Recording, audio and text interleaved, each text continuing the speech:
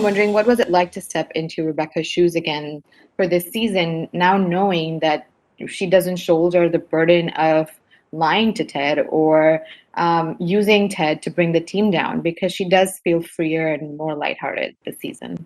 It was wonderful in one way, because for me, the same as anybody else, what we have all been through with being locked down in our various countries, I was so ready for that focus that I needed to get back into Rebecca's spirit and feel her rippling through my bloodstream again. So I was chomping at the bit to get back behind my desk. And when scenes weren't behind Rebecca's desk, I was a bit like, I want to be behind the desk so that I can just find her again.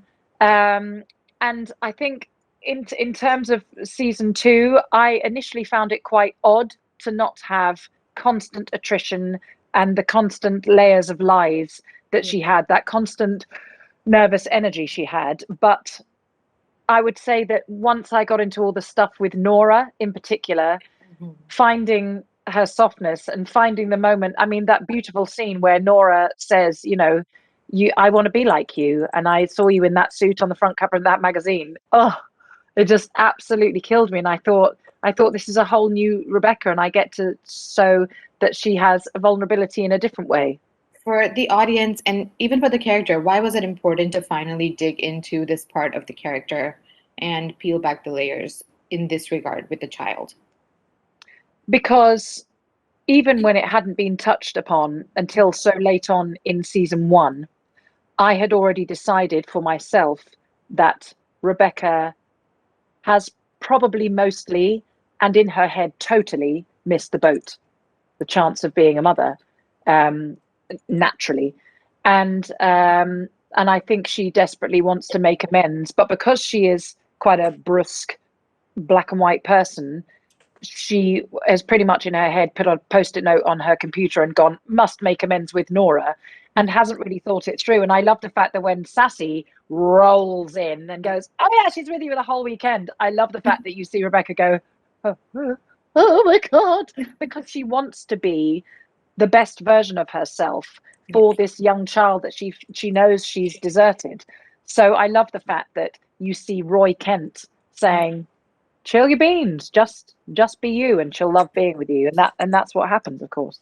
I wanted to also talk about Rebecca and Ted's dynamic this season, because there's such a natural friendship there now. I like that he still brings her those biscuits every morning. What are you eating in those scenes, by the way? Do they taste as delicious as they look in the biscuits? Yeah, well, they are now. They're nice now, because I've whinged about them on every single interview from season 1. I was just like, seriously, none of you know how that's my greatest acting job of my life.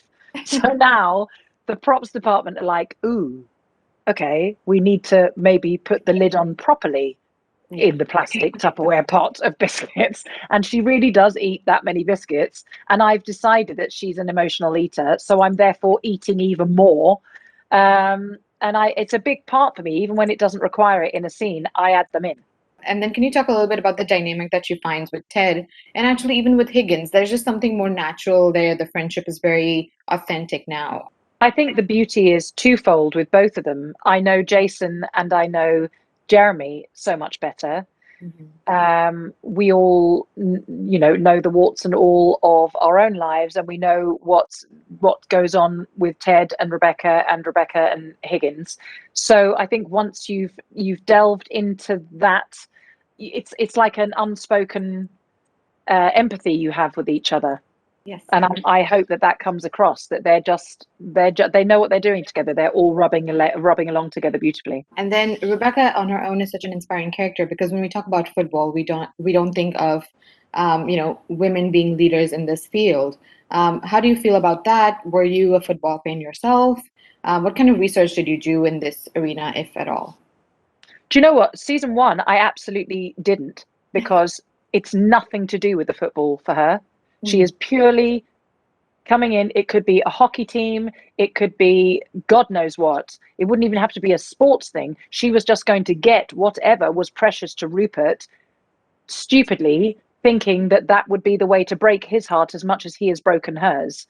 So season 1, I genuinely, absolutely nothing. I have started watching more football now because Rebecca has a love of those boys. She's like lioness standing above those boys. And I love that you see that in her, especially in Ep3 with the Dubai Air issue. I love the fact that she calls upon Sam to explain. She silences everyone in the room and she asks Sam to explain why this needs to happen. And it's almost like a judge listening to someone's case. And when she sees that he is hugely eloquent about it, there is no question that she will not stand by him.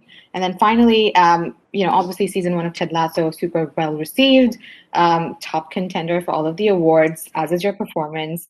What was that reaction like for you? How do you feel about this, passionate fandom? The passionate fandom is something that I think props us all up every day.